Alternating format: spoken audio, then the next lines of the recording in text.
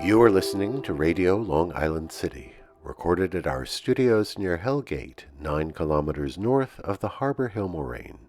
And now, the Observatory. The Observatory, Monday the 22nd of June, 2026. It is one day after the summer solstice. It is 92 days before the spring equinox. In today's episode, Clover, the Greenwich Observatory, making pins and donuts, the GI Bill, Meryl Streep, and more. Today's forecast, a chance of showers in the morning. After 2 p.m., showers and thunderstorms likely. High near 77 degrees Fahrenheit, 21.7 Celsius.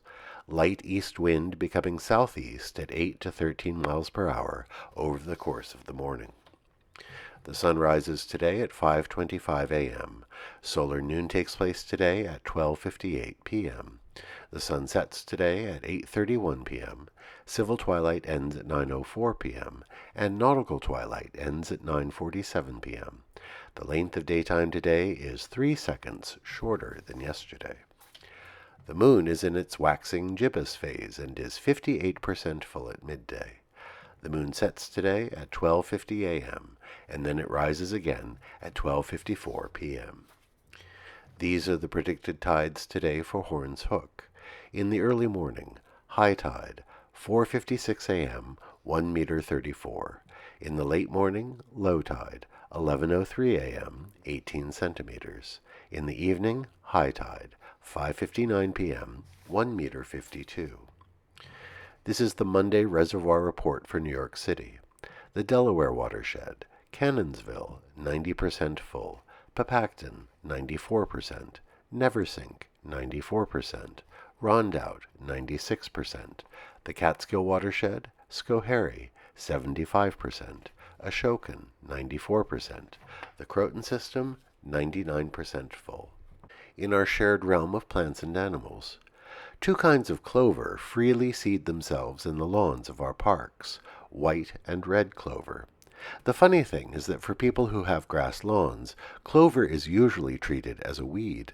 But it's a great ground cover that can be mown and tolerates drought. Clover is also nitrogen fixing.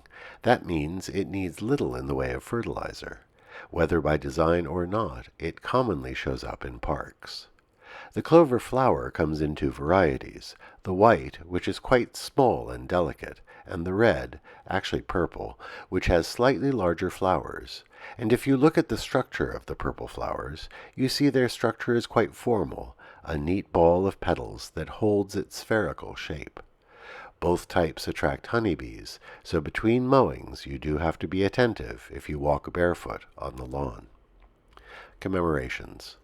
On this day in 1675, the Royal Observatory was established in Greenwich by King Charles II of England. Christopher Wren, the great English architect, was in charge of the building of the observatory. Because Britain was a naval power, the meridian passing through the building came to be used as the prime meridian, from which all the longitude lines on the globe were measured. And it gives us Greenwich Mean Time, the precursor to today's Coordinated Universal Time. This observatory sends fraternal greetings to our colleagues in London. On this day in 1832, John Howe patented his pin manufacturing machine. Born in Ridgefield, Connecticut in 1793, he originally trained as a doctor. But in his work as a physician at the New York Almshouse, he first observed pins being made by hand. His new machine could produce pins much more efficiently, and the Howe Manufacturing Company would become the leading maker of pins by the middle of the 19th century. One of his patent models for a pin machine is in the American History Museum of the Smithsonian Institution in Washington. This next anniversary may be a myth, but we enjoy a good myth. On this day in 1847, Hanson Crockett Gregory invented the donut.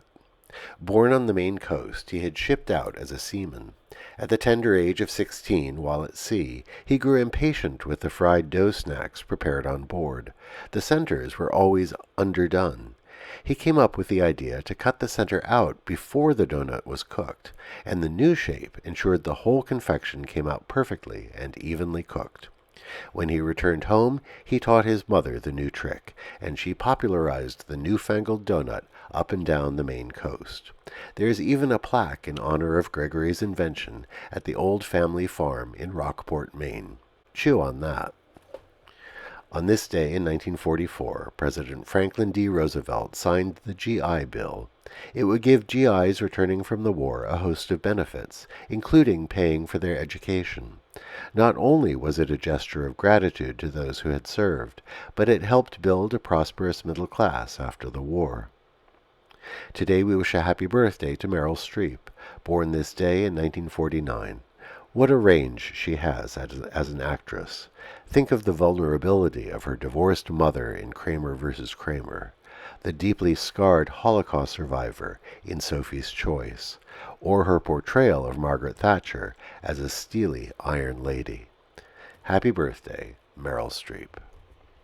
In our preparations for the 4th of July, we offer you these words of Shirley Chisholm. She said, "If they don't give you a seat at the table, bring a folding chair." In the World Cup today, Norway meets Senegal at New York-New Jersey Stadium. Finally, today is Windrush Day in the United Kingdom. It commemorates the arrival of the ship Empire Windrush to London in 1948, bearing one of the first large groups of immigrants from the West Indies. And that is the Observatory, Monday the 22nd of June, 2026.